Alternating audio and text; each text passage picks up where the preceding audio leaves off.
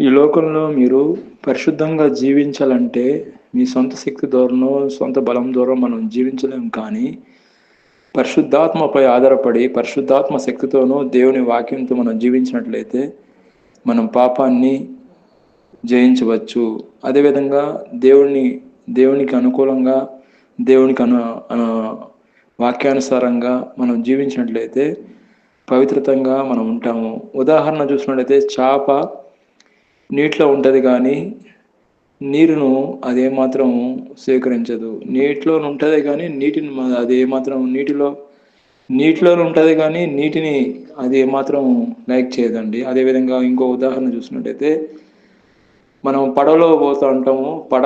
పడవలో ఉన్న నీళ్లు, పడవ కింద ఉన్న నీళ్లు పడవలోకి రాకూడదు కానీ పడవ కిందే ఉండాలి. అదేవిధంగా మనం ఈ లోకంలో ఉన్నాం కాబట్టి ఈ లోకంలో పాపం అనేది ఎక్కడ పట్టినా పాపం ఉంది. కానీ మనం పాపం అంటకుండా పరిశుద్ధంగా మనం జీవించాలి.